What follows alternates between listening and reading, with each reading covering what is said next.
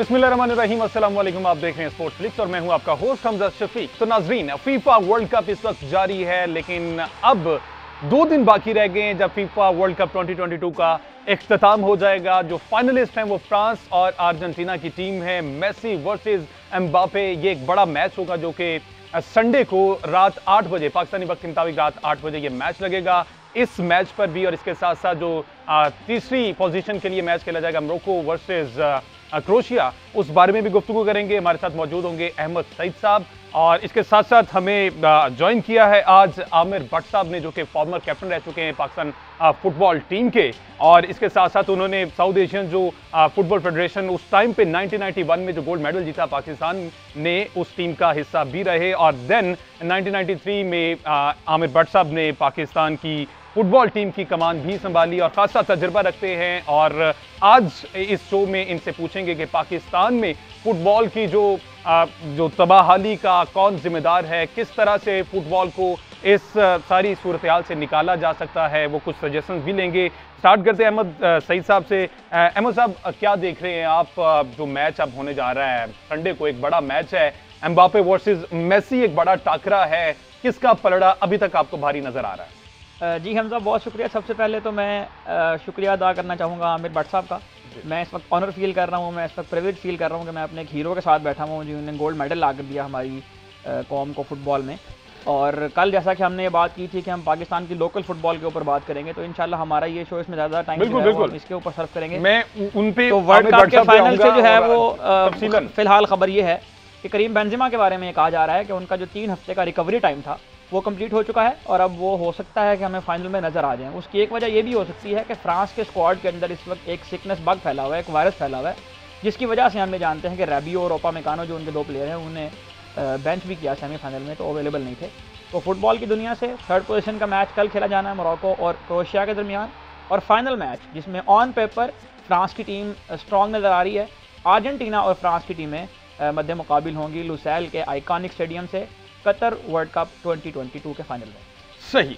आमिर भट्ट साहब, football world cup 2022 को follow तो आप कर रहे हैं बाकायदा, क्या देख रहे हैं आपके मुताबिक फ्रांस और अर्जेंटीना ऑन पेपर कौन सी स्ट्रांग है, और इस वर्ल्ड कप में ऑन ग्राउंड कौन सी टीम दोनों में से स्ट्रांग रही है? अच्छा जी, अगर आप मुझे इजाज़त दें तो टीमों के बारे में तो मैं ज़रूर आपको जी ज़रूर, लेकिन मैं सिर्फ आपको ये अगर बता दूं कि ये जो 32 टीम्स खेलती हैं वर्ल्ड कप के अंदर, हाँ जी, इनकी क्वालिफिकेशन कैसे होती है, और ये जो वर्ल्ड कप फुटबॉल का है ये किस तरह से मुख्तलिफ है बाकी स्पोर्ट्स और गेम्स से। जी सर, इसमें ये भी कहा जा रहा है कि मोरक्को की टीम ने जब सेमीफाइनल में क्वालिफाई किया, तो अब 2026 का जो वर्ल्ड कप है जिसमें 48 टीम्स होने जा रही हैं, उसमें जो अफ्रीकन रीजन है वहाँ से 3 टीम ज़्यादा क्वालिफाई करेंगे। तो इसको भी मैं चाहूँगा कि आप हमारे फैंस के सामने जो है वो प्लीज़ कोलैबोरेट कीजिए। हाँ जी, उसमें ये है कि फीफा जो है वो एक इंटरनेशनल ऑर्गेनाइजेशन है फुटबॉल की, और उसके साथ मोर और लेस 211 कंट्रीज एफिलिएटेड है, यानी रजिस्ट्रेशन है उनकी फीफा के साथ, और वो सारे के सारे मेंबर हैं और एलिजिबल हैं कि वो वर्ल्ड कप जो है वो खेल सकें। अब जाहिर है सारों को तो वो नहीं खिला सकते, तो फिर क्या होता है कि वो क्वालिफाइंग राउंड कराते हैं, और फीफा ने इन सारी टीम्स को 5 डिफरेंट रीजन्स में डिवाइड कर दिया है जी।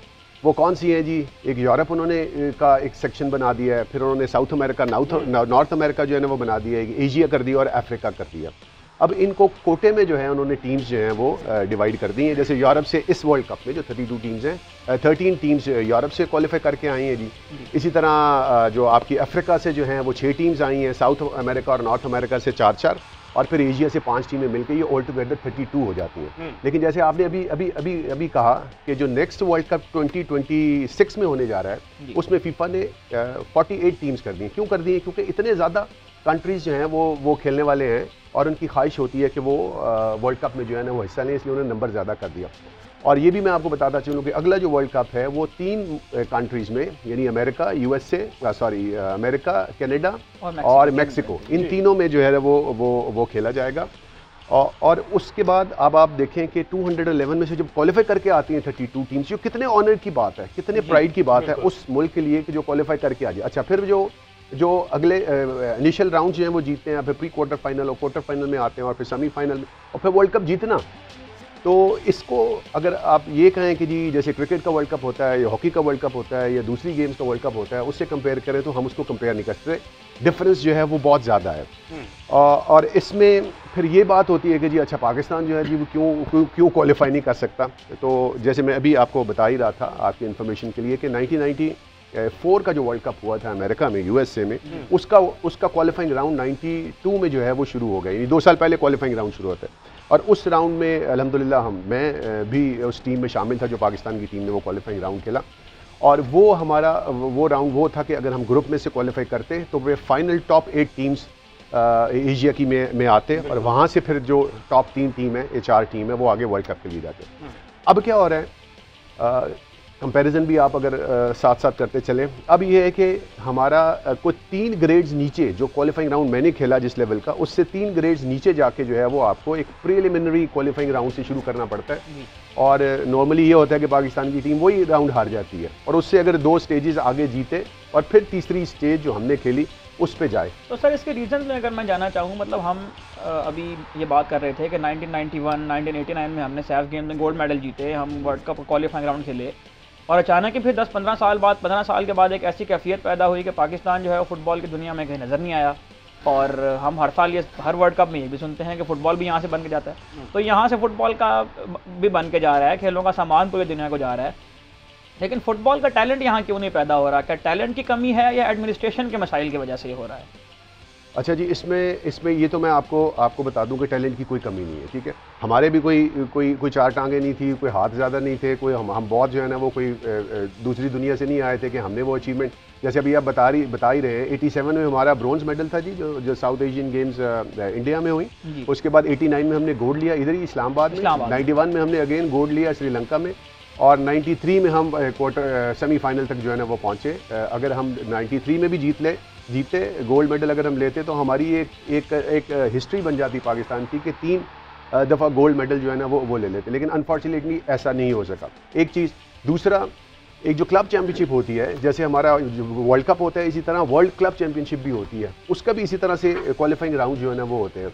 और ये हिस्ट्री है पाकिस्तान की अब तक, यानी जब से शुरू करके 47 से अगर बना है पाकिस्तान, और अब तक कोई ऐसी टीम, कोई ऐसी क्लब जो है वो नहीं पाकिस्तान में आई जिसने क्वालिफाई किया हो फाइनल राउंड के लिए, टॉप 8 एशिया की टीम्स में, एक्सेप्ट वो क्लब वहीब इंटरनेशनल क्लब, जिस क्लब का मैं भी मेंबर था और फॉर्चुनेटली मैं कप्तान था उस वक्त जब हमने क्वालिफाई किया फाइनल राउंड के लिए टॉप 8 में। और टॉप 8 में भी हम जो है वो ईरान के साथ ड्रॉ खेले 1-1, यूएई से हम हार गए थे, और फिर गोल एवरेज के ऊपर ईरान और यूएई हमारे ग्रुप में से जो वो आगे चले गए, और ईरान ने वो एशियन क्लब चैंपियनशिप वो जीती थी। और अगर हम कहीं क्वालिफाई करते सेमीफाइनल के लिए या हम फाइनल में आते तो हम वर्ल्ड ओलंपिक्स के लिए चले जाते।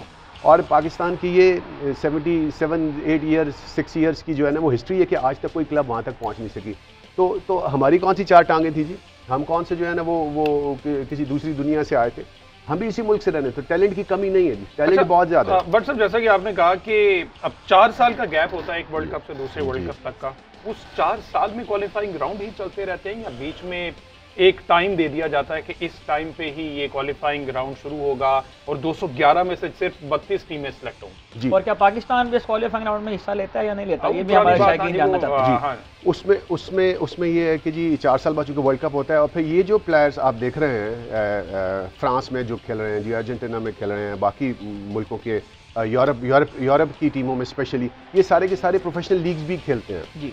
और सिर्फ यूरोप के नहीं, बाकी एशिया से भी जैसे लोग जाते हैं, और इसी तरह साउथ अमेरिका, नॉर्थ अमेरिका से भी लोग जो है ना वो जाके, जैसे स्पेनिश लीग है वो बहुत फेमस है, और प्रीमियर लीग आप जैसे इंग्लैंड की जो है ना वो बहुत, इसी तरह जर्मनी की जो है ना वो अपनी लीग्स होती है, तो ये सारे के सारे वहाँ भी बिजी होते हैं। तो ये नहीं होता कि वो 4 साल जो है वो क्वालिफाइंग राउंड ही चलता रहे, मतलब वो बीच में टाइम देते हैं। जैसे मैंने बताया कि वर्ल्ड कप शुरू होने से 2 साल पहले क्वालिफाइंग राउंड शुरू होता है, और यूरोप में चूंकि उनका स्टैंडर्ड भी ज़रा अच्छा है और वो वहाँ पे उस तरह से फुटबॉल भी बहुत ज़्यादा खेला जाता है, तो वो कोशिश करते हैं कि वहाँ कम से कम टाइम उनको दें कि वो क्वालिफाइंग राउंड के लिए आएँ, अदरवाइज उनकी लीग्स में जो है ना वो बिजी रहते हैं। अच्छा, लीग्स की बात की आपने आमिर साहब, क्या समझते हैं कि पाकिस्तानी जो फुटबॉलर, आपने कहा कि टैलेंट की कमी नहीं है जी, फीफा तो दूर की बात, लीग्स तक भी हमारी रसाई नहीं है, इसकी क्या वजह है? जी, इसकी रीज़न जैसे इन्होंने फरमाया शुरू में कि जी वो टैलेंट की कमी है या एडमिनिस्ट्रेशन के फॉल्ट्स हैं, तो एडमिनिस्ट्रेशन तो समझे है ही नहीं। अच्छा, एक और मज़े की बात बताऊं आपको कि हमारे मुल्क में कोई फुटबॉल फेडरेशन नहीं है इस वक्त भी, और ये जो तो सारे फुटबॉल फेडरेशन जो है वो एग्जिस्ट ही नहीं करती।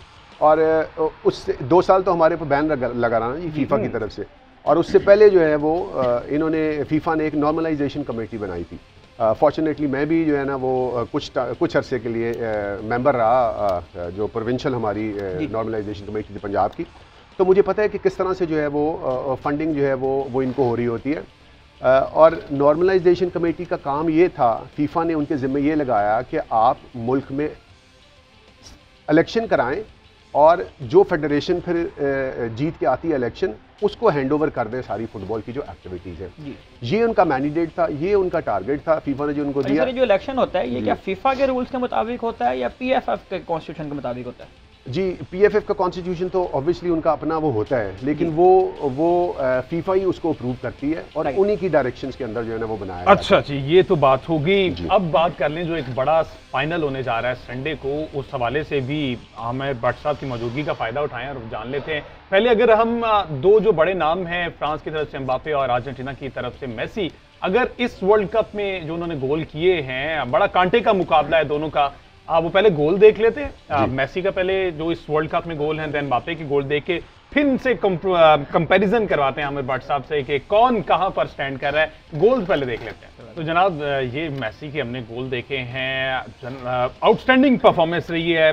भट्ट साहब क्या देख रहे हैं, अगर मेसी कामयाब हो जाते हैं ये फाइनल जीतने में, greatest of all time tag इनकी तरफ चला जाएगा? इससे पहले अर्जेंटीना की तरफ से मैराडोना का नाम 1986 जी 1986 हाँ, और उसके बाद 2022 का वर्ल्ड कप मेसी के नाम होता दिखाई दे रहा है आपको?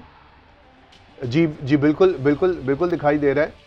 और वैसे तो ये है कि इस वर्ल्ड कप में जो नॉर्मली प्रेडिक्शन हम करते रहे वो उस तरह से पूरी हुई नहीं, और ये एक तो बिल्कुल ही different type of World Cup है। और अगर इसको आप जरा गौर करें इसके ऊपर, तो बहुत सी ऐसी चीज़ें हैं जो पिछले वर्ल्ड कप्स में नहीं हुई और इस दफ़ा हो रही हैं। सबसे बड़े अपसेट हुए। जी, अपसेट तो हुए, लेकिन आप देखें कि वर्ल्ड कप नॉर्मली जून जुलाई अगस्त में होता है, लेकिन ये एक अनोखा वर्ल्ड कप है जो विंटर के अंदर हो रहा है। दूसरा ये कि पहली दफ़ा ये फुटबॉल की हिस्ट्री में किसी मुस्लिम कंट्री में जो है वो वर्ल्ड कप का इनेकाद हो रहा है, और वो भी कतर के अंदर। मतलब मुझे मौका मिला कतर में जाके खेलने का।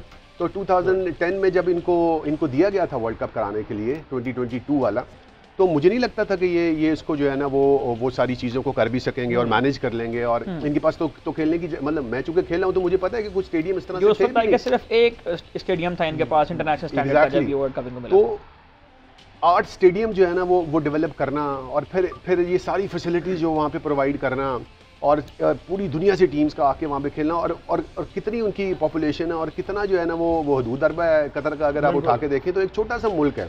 तो ये मेरे लिए बहुत खुशी की बात है, और आप सब के लिए भी होगी कि एक मुस्लिम कंट्री ने, और एशिया में ये दूसरी दफ़ा, जी पहला जो 2002 में कोरिया में हुआ, और अब ये जो है ना वो यहाँ पे हो रहा है।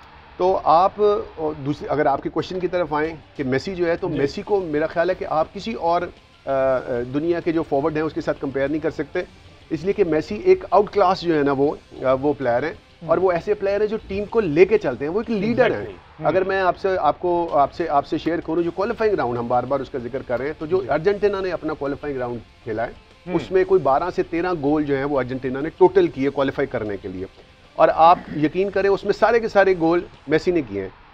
तो अगर आप मेसी को अर्जेंटीना से निकाल दें तो पीछे शायद आपके पास जो है ना वो कुछ बचता नहीं है। सर ये बात हम मुतवातिर कर रहे हैं कि इस टीम में से अगर मेसी को एलिमिनेट किया जाए तो ये टीम इतनी बड़ी टीम नहीं है कि ये वर्ल्ड कप का फाइनल खेल जाए। मैं आपसे जिस पर्टिकुलर क्वेश्चन की तरफ मैं आना चाह रहा हूँ, असल में जो लोग मैराडोना को जिन्होंने लाइव खेलते हुए देखा और जो उस ज़माने के फुटबॉल शौकीन हैं, उनसे जब ये डिबेट की जाए रोनाल्डो और मेसी की, तो वो हमेशा मैराडोना को ही प्रेफर करते हैं। तो मैराडोना और मेसी का अगर कंपैरिजन किया जाए तो ऐसा क्या फ़र्क है जिसकी बुनियाद पर लोग अभी दोनों को खेलते हुए लाइव देखा हुआ है?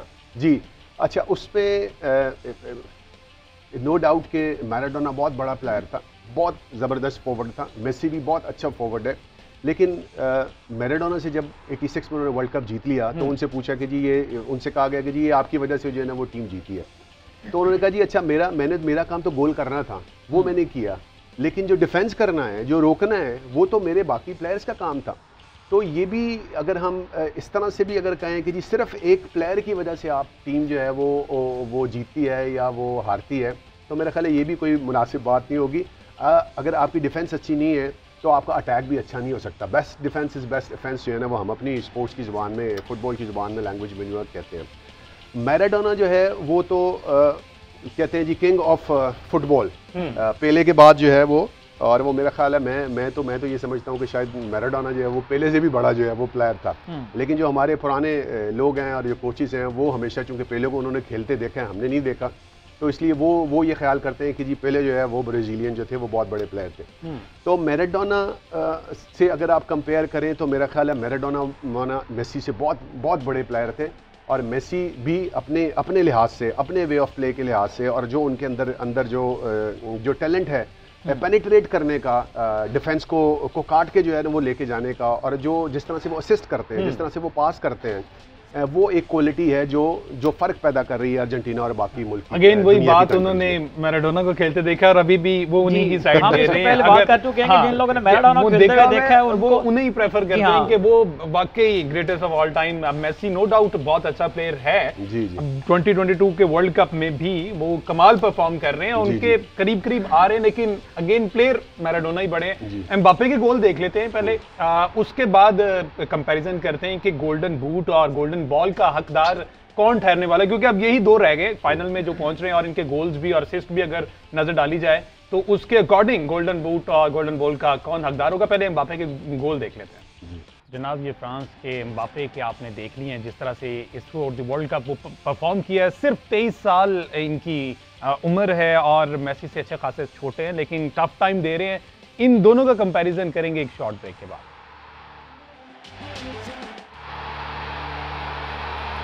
वेलकम बैक जी। बात हो रही है फीफा वर्ल्ड कप के फाइनल मार्के की, जो कि फ्रांस वर्सेस अर्जेंटीना एक बड़ा अहम मैच है। संडे को 8 बजे पाकिस्तानी वक्त के मुताबिक लगना है। ब्रेक से जाने से पहले हम बात कर रहे थे एम्बापे और मेसी का जो कंपैरिजन है, जो कि कंपैरिजन बनता नहीं है। मेसी 5 वर्ल्ड कप खेल चुके हैं और एम्बापे का मेरा ख्याल ये दूसरा वर्ल्ड कप है, और वो मैच 23 साल के हैं और मेसी 37 साल के हैं। लेकिन इस वर्ल्ड कप में अब मेसी ने 5 गोल किए और 3 असिस्ट हैं, जबकि एम्बापे ने 5 गोल और 2 असिस्ट के साथ अब वो ये वर्ल्ड कप खेल रहे हैं। सवाल ये होगा यहाँ पर कि गोल्डन बूट का हकदार कौन होगा। अहमद सईद साहब, पहले आप बता दीजिएगा, आपकी क्या राय है, कौन हो सकता है अगर इस ट्रैक रिकॉर्ड को सामने रखा जाए? जी, मैं तो ये चाहूँगा कि लियोनेल मेसी हो, क्योंकि इस वर्ल्ड कप को जब आप तारीख का हिस्सा बनाएंगे तो इस वर्ल्ड कप को अगर मराकेश के बाद किसी नाम से जाना चाहिए तो वो लियोनेल मेसी का नाम होगा। तो लियोनेल मेसी डिजर्व भी करते हैं। लियोनेल मेसी अपनी टीम को कैरी करके यहाँ फाइनल में लेकर आए हैं, तो लियोनेल मेसी को ही मेरा ख्याल है कि ये अवार्ड जो है, मेरा ख्वाहिश ये है कि लियोनेल मेसी को अवार्ड। साहब, आप क्या समझते हैं? दोनों, वो एक यंग गन है, नए खिलाड़ी हैं, लेकिन कमाल का परफॉर्म करते हैं। जी, जैसे इन्होंने कहा कि उनके पास तो अभी टाइम है, मजीद भी 2-3 वर्ल्ड कप खेल सकते हैं, लेकिन मेसी चूँकि जा रहे हैं फाइनल अपना वर्ल्ड कप खेलने, मोस्ट प्रॉब्ली यही होगा, तो अगर उनको मिले तो हमें ज़्यादा खुशी होगी। मेसी जी, दोनों वोट मेसी के ही हैं। देखना ये है कि फाइनल मैच में कौन कितने गोल करता है, उसके बाद वो डिसाइड हो जाएगा। जी, इसमें दिलचस्पी का फैक्टर एक ये है कि अगर ये दोनों गोल बराबर रहते हैं इस तरह, और कोई भी किसी भी प्लेयर को जो है वो लीड हासिल नहीं हो पाती, और ये दोनों गोल अगर स्कोर नहीं कर पाते दोनों प्लेयर फाइनल में, तो फिर ये अवार्ड एम्बापे को इसलिए मिलेगा कि लियोनेल मेसी के कुछ गोल पेनल्टीज पर भी हैं। तो गोल का जो रिकॉर्ड है वो बराबर होने की शक्ल में नॉन पेनल्टी गोल जिसके ज्यादा हो उस प्लेयर को ये अवार्ड मिलता है। फिर ये एम्बापे के इस वक्त ये एम्बापे के पास जा रहा है। अच्छा, बट साहब, अगर देखा जाए तो फ्रांस की टीम जो है ना, इटली और ब्राजील के बाद तीसरी टीम बन जाएगी जो दिफाई चैंपियन रह चुकी। जी, और अगेन वो दोबारा से वो मैच वर्ल्ड कप जीत जाती है। अगर आपको कुछ याद पड़ता है, इटली और ब्राजील जिस टाइम पे ये कंसेक्टिव 2 वर्ल्ड कप जीते हैं, जी, ब्राजील ने 58 और 62 पे 2 कंसेक्टिव वर्ल्ड कप, तो फ्रांस भी अगर ये करने में कामयाब हो जाता है तो इसमें किसी किस्म का कोई प्रेशर होता है उस पर कि हमने वो पिछला ट्रैक रिकॉर्ड लेके चलना है, 2 कंसेक्टिव वो जीते हैं, हम पर इस तरह की कोई तलवार लटक रही है? देखिए जी, ये वर्ल्ड कप जैसे मैंने आपको बताया कि चूंकि एक बहुत बड़ा एक मेगा इवेंट जो है, तो इसमें तो हर मैच ही प्रेशर का मैच है। हाँ। आपने अर्जेंटीना का अगर पहला मैच देखा हो जो उन्होंने सऊदी अरेबिया से खेला था, तो वो हार गए, तो वो क्या था, वो प्रेशर ही है। तो प्रेशर तो अल्टीमेटली होगा ही होगा, लेकिन बड़ी टीम वो होती है, बड़े प्लेयर्स वो होते हैं जो प्रेशर को लेके खेल सकते हैं। और फ्रांस ने ये अब तक साबित किया है, और इसी तरह अर्जेंटीना ने भी ये अब तक साबित किया है कि हारने के बाद भी पहला मैच और बाद में बहुत राउंड में प्रॉब्लम्स भी उनको आई, लेकिन फिर भी सिर्फ मेसी नहीं, पूरी की पूरी टीम ने जो है एक स्पिरिट के साथ खेला है और एक यूनिट बन के खेला, और वो अब आपके सामने है कि वो फाइनल में आ गए। तो प्रेशर को लेके चलने का फन जो है वो फ्रांस को आता है, और ये हमने पिछले वर्ल्ड कप में भी देखा और इस वर्ल्ड कप में भी देख रहे हैं। तो मेरा नहीं ख्याल ये आता है, एक जो रिवेंज का एलिमेंट भी चल रहा है इस पूरे वर्ल्ड कप में। हमने देखा बड़े बड़े अपसेट हुए जिन्होंने पिछले सारे बदले चुका लिए 2022 के वर्ल्ड कप में। फ्रांस ने जनाब 2018 में अर्जेंटीना को 4-3 से हराया था, ठीक है। अब अर्जेंटीना ने ये बदला भी लेना है। अर्जेंटीना ने कि मेसी ने ग्रेटेस्ट ऑल टाइम का टैग, मेसी के पास भी ये मतलब फ्रांस और अर्जेंटीना का तो बदला है, ये मेसी और एम्बापे की राइवलरी है। जो हम 4-3 का 2018 वाला मैच याद कर रहे हैं, उसमें भी एम्बापे ने 2 गोल स्कोर किए थे, तो इस लिहाज से भी ये मैच काबिल जिक्र है। एम वर्सेस एम है जी, एम्बापे और मेसी का मुकाबला बहरहाल फाइनल भी है। अच्छा, तो उस टाइम 4-3 से ये सुपर 16 राउंड ऑफ 16 वाले मैच आ रहे हैं, और ये फाइनल तक तो फिर अर्जेंटीना नहीं पहुंची। ये अर्जेंटीना वहीं एलिमिनेट हो गई थी और फ्रांस की टीम अल्टीमेटली फिर वर्ल्ड कप जीतने में कामयाब हुई। तो ये हम पिछले शो में भी डिस्कस कर रहे थे, जर्सी नंबर एम्बापे और मेसी 10-10 और इनके गोल 5-5 जी, जर्सी नंबर 10-10 गोल 5-5। दूसरी बात ये कि अल्वारेज और जीरू उनके जर्सी नंबर 9 है और उनके गोल भी जनाब दोनों के 4-4 गोल हैं। ये क्या सीन है कि बस ये हवा में ये चीजें छोड़ी हुई, जर्सी नंबर का कोई लिंक नहीं। जी, आमिर साहब इसको ज्यादा अच्छा एक्सप्लेन कर पाएंगे। ये जो जर्सी नंबर होते हैं यहाँ पर पोजीशन के हिसाब से। आमिर साहब, मुझे जर्सी नंबर जो 10 है इसको इतनी इंपॉर्टेंस क्यों दी जाती है, इसकी क्या इसमें ये है कि जी नॉर्मली जैसे इन्होंने जिक्र कर ही दिया कि पोजीशन के हिसाब से नंबर्स होते हैं, लेकिन ये कोई ऐसी कोई जरूरी चीज भी नहीं है, मतलब हार्ड एंड फास्ट रूल नहीं है। लेकिन आमतौर पे आप ये देखेंगे कि जो गोलकीपर है वो नंबर 1 पहनता है, जो राइट बैक है वो नंबर 2 पहनता है, जो लेफ्ट बैक है वो नंबर 3 पहनता है। तो इसका जो नंबर 9 है वो उस स्ट्राइकर को मिलनी है जिसने डी के अंदर पेनिट्रेट करना है, इसने टैप इन करनी है, इसने फिनिश करनी है, इसको पोचर स्ट्राइकर कहते हैं। और जो नंबर 10 है वो आमतौर पर नंबर 9 के पीछे खेलता है, इस किस्म की। जी, तो वो स्ट्राइकर बेसिकली 10 नंबर उसको प्रेफर किया जाता है। जी ऐसे ही होता है। और 10 नंबर चूंकि मैराडोना ने भी शायद पहना, और पेले ने भी जो है वो 10 नंबर पहना, और इसी तरह जो बहुत फेमस दुनिया के जो हैं वो फॉरवर्ड रहे, 10 नंबर पहना करते थे, उन्होंने 10 नंबर पहने हैं, तो इसलिए स्ट्रीक तोड़ी कि सिर्फ 10 नंबर ही अच्छा परफॉर्म नहीं करता, 7 वाले भी। ये 7 नंबर जो है वो टिपिकली क्रिस्टियानो रोनाल्डो की वजह से मशहूर हुआ। उससे पहले जॉर्ज बेस्ट भी वैसे 7 नंबर पहना करते थे, और 7 नंबर की लेकिन जो लेगेसी है वो रोनाल्डो के नाम से ही जानी जाती है। अच्छा, बट साहब बड़े नाम तो जैसे देखा जाए कि अर्जेंटीना की टीम में सिर्फ मेसी ही एज कम्पेयर टू अदर्स एक बड़ा नाम है। जी। फ्रांस में एम्बापे का नाम लिया जाता है, लेकिन ग्रीजमैन का रोल आप दोनों किस तरह से देख रहे हैं इस फाइनल में? ऑल्दो इस वर्ल्ड कप में उस तरह से वो परफॉर्म उन्होंने नहीं किया, लेकिन ऐसा नहीं है कि जो ब्राजील की टीम है 10 नंबर शर्ट उसमें ग्रीजमैन पहनते हैं, और मेरा ख्याल है कि जो सबसे ज्यादा पिवटल रोल प्ले किया है इस वर्ल्ड कप में फ्रांस के लिए वो ग्रीजमैन नहीं प्ले किया है। अगर ग्रीजमैन ये जो लिंक अप का एक रोल प्ले कर रहे हैं मिडफील्ड में और स्ट्राइक के दौरान जो एक लिंक अप का रोल है, अगर ये ग्रीजमैन लिंक रोल प्ले ना करते तो हो सकता था कि जीरूड इतने गोल ना कर पाते। और लास्ट वर्ल्ड कप में रोल जीरूड ने खुद प्ले किया था, और जीरूड के बारे में इंटरेस्टिंग एक मैं आपके साथ स्टैटिस्टिक्स शेयर करूं कि 2018 के वर्ल्ड कप में ओलिवियर जीरूड नंबर 9 शर्ट पहनने के बावजूद 0 गोल 0 असिस्ट, लेकिन पूरे वर्ल्ड कप के वो तमाम मैचेस वो खेले। उसकी वजह यह है कि वो लिंक अप का रोल प्ले कर रहे थे, और सेम यही किया है इस वर्ल्ड कप में ग्रीजमैन ने। बल्कि ग्रीजमैन तो आपको ज़्यादा डीप जाकर डिफेंस के साथ भी वो कनेक्ट अप करते हुए नजर आ रहे होंगे। तो ग्रीजमैन का रोल ही इंपॉर्टेंट होगा इस वर्ल्ड कप के फाइनल में भी, और हो सकता है कि ग्रीजमैन अगर फ्रांस की टीम में मैच जीतती है तो मेरा ख्याल ये है कि ग्रीजमैन ही इस मैच के मैन ऑफ द मैच होंगे। अच्छा, बट साहब आपकी मौजूदगी का फायदा उठाएं, आप कतर में खेले भी हैं जैसा कि आपने बताया, आप लुसेल स्टेडियम फाइनल? जी, लुसेल में फाइनल है। और जो अर्जेंटीना है 5 मैचेस वहां पर खेल चुकी है। जी ठीक है, क्या किसी टीम को ये फायदा होता है कि जहां पर 5 मैचेस उसी सेम वर्ल्ड कप में खेल चुके हो, फाइनल भी वहीं पे खेलने का मौका मिले, तो जो फॉर्मेशन सेट करनी है उसमें कोई हेल्प मिलती है? जहां पर ज्यादा आपने मैचेस खेले हो, आपको पता होता है कि इस पॉइंट पे मेरा कौन कौन सा वीक पॉइंट था और अब मैंने इसको किस तरह से टैकल करना। अच्छा, उसमें जो पोजीशंस की जहाँ तक बात है वो तो खैर पोजीशन कोच ने डिसाइड करनी होती है, जो उनका वे ऑफ प्ले है, जिस सिस्टम से उन्होंने खेलना है वो तो कोच डिसाइड करता है। अच्छा, पोजीशन साथ ये भी बता दीजिएगा कि हर मैच में चेंज होती है ओपोनेंट को देख के, या उसी को लेके चलता है मैनेजर? जी, उसमें नॉर्मली यही होता है कि जैसा आपका मैच है, जिस लेवल का और जिस किस्म की टीम है आपके अगेंस्ट का, बहुत अच्छी टीम है या एक वीक टीम है या आपके बराबर की टीम है, तो उस हिसाब से ही कोच जो है वो स्ट्रैटेजी बनाता है। अगर कोई बहुत आउटस्टैंडिंग टीम है तो ऑब्वियसली उसके लिए बहुत एग्रेसिव होकर या अटैकिंग वे में जो है ना वो आप खेलने के लिए नहीं जाते, आप कोशिश करते हैं कि जी थोड़ी डिफेंस भी हमारी रहे और हमें मौका मिले तो हम, जैसे मोरक्को की हम एग्जांपल दे सकते हैं। उन्होंने जो मैचेस अगर आपने देखे हो उनका तो खैर एक फिटनेस लेवल ही एक जो है ना वो आउटस्टैंडिंग पूरे टूर्नामेंट में रहा, और उनके 10 के 10 प्लेयर्स अगर आपने गौर किया हो, आपने भी मैचेस देखे तो वो 10 के 10 उनके पीछे भी आते थे डिफेंस करने, और वो सारे के सारे आगे भी जाते थे अटैक में शामिल होने के लिए। तो उसमें जो आपका वे ऑफ प्ले है वो तो कोच डिसाइड करता है। हाँ, एक जगह पे जब आपने 5 मैच जैसे आप कह रहे हैं कि उस स्टेडियम में 5 खेल चुके हैं तो वो कंडीशन से आप फेमिलियर हो जाते हैं। जैसे मैंने पहले जिक्र किया कि यहाँ पे वर्ल्ड कप जो है वो नॉर्मली समर में होता है, लेकिन अब विंटर में हो रहा है।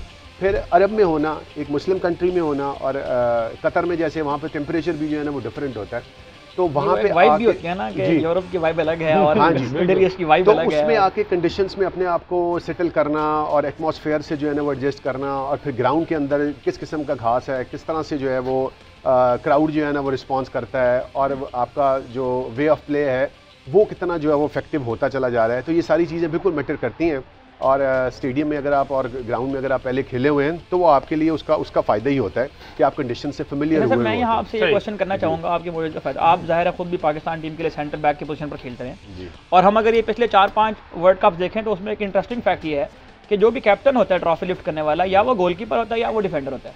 तो हीगो लॉरिस जो है वो खुद गोलकीपर है, फ्रांस से कैप्टन है, 2018 में उन्होंने ट्रॉफी लिफ्ट की, और ये दूसरे बार अगर ट्रॉफी लिफ्ट करते हैं तो ये वाहिद आदमी होंगे दो world cup trophies as a captain lift करेंगे कतर के वर्ल्ड कप में। 2014 का वर्ल्ड कप आप जानते हैं कि जर्मनी ने जीता, फिलिप लाम डिफेंडर थे। 2010 का वर्ल्ड कप इकर कैसेस ने ट्रॉफी लिफ्ट की, वो गोलकीपर थे। 2006 का वर्ल्ड कप इटली ने जीता, फैबे कैनावारो वो सेंटर बैक थे। 2002 का वर्ल्ड कप ब्राज़ील ने जीता, उसमें कैफू जो है वो डिफेंडर थे। तो ये सेंटर बैक्स को या गोलकीपर को ही आमतौर पर क्यों प्रेफर किया जाता है टीम की कैप्टनसी के लिए?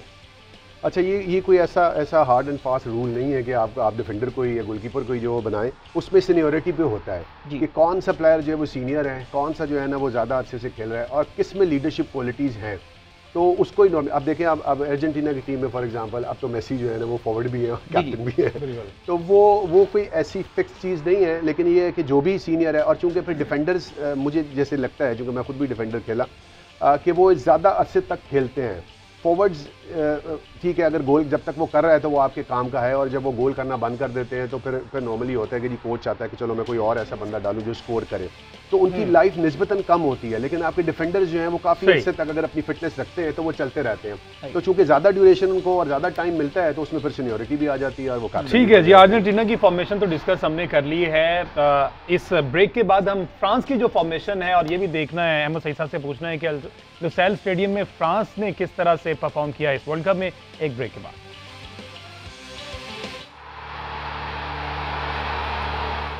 वेलकम बैक जी। बात हो रही है फीफा वर्ल्ड कप की, और फाइनल जो है फ्रांस वर्सेस अर्जेंटीना जो कि आज संडे को होने जा रहा है, उस पर हमने अच्छी खासी बात की। आमिर भट्ट साहब के होने का फ़ायदा उठाया।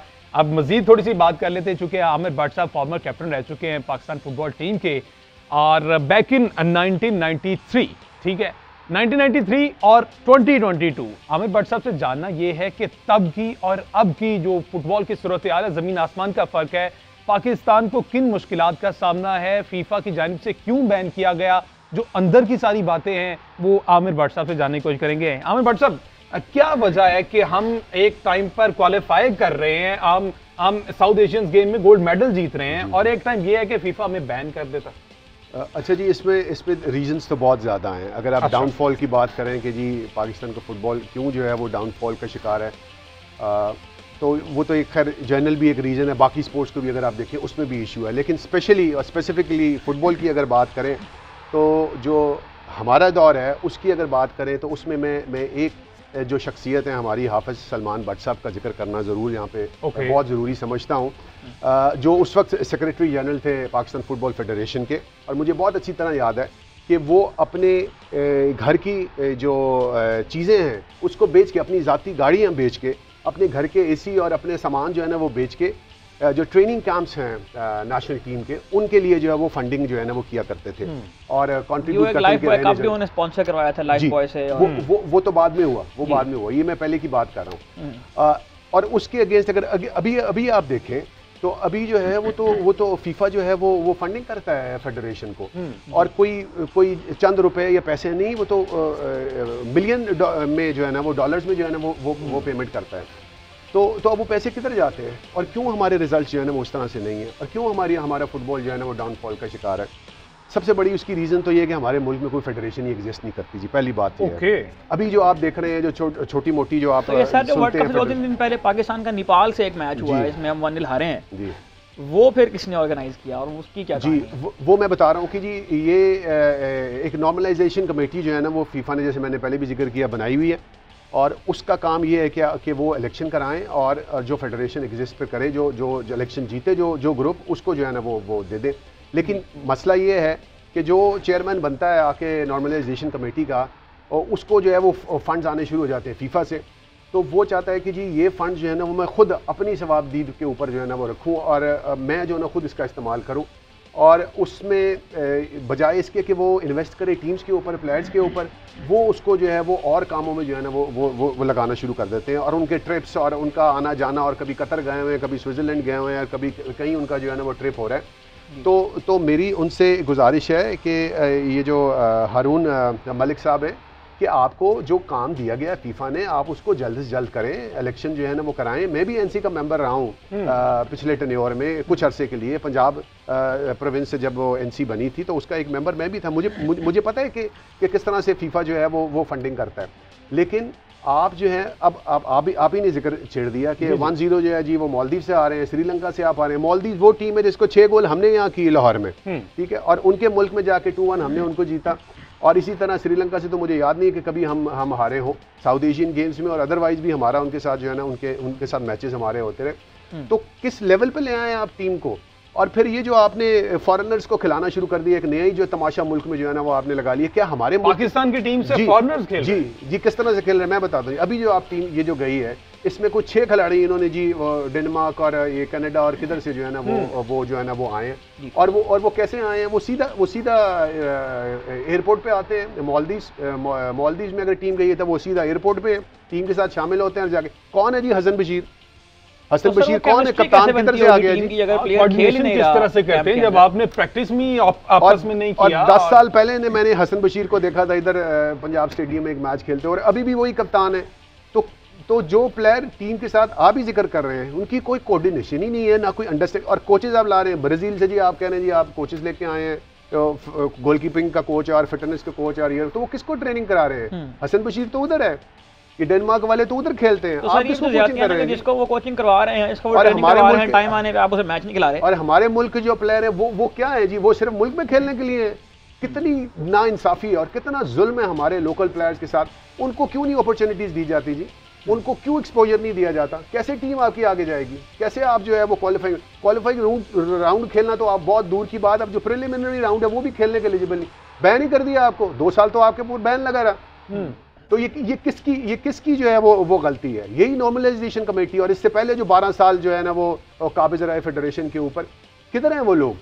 और किस तरह से जो है ना वो आप काम कर रहे हैं कि अपने मुल्क का फुटबॉल खुद तबाह करने को फिर रहे हैं। 6 प्लेयर अगर आप उधर से लेते हैं और उनको खिलाते हैं और वहीं से वो उधर वापस चले जाते हैं, ठीक है तो हमारे प्लेयर्स किधर जाएंगे जी? आवेग आवा बिगड़ा हुआ है। फेडरेशन को जो है वो डायरेक्शन अपनी सही करनी होगी, फंड्स का सही इस्तेमाल करना होगा। यही वजह है कि पाकिस्तान जो फुटबॉल है वो डाउनफॉल का शिकार है। आमिर महमूद भट्ट साहब हमारे साथ मौजूद थे, इसके साथ साथ अहमद सईद साहब थे। कल के मैच के बारे में हम कल डिस्कस करेंगे जो मोरक्को वर्सेस क्रोएशिया का है। आज के शो से इतना।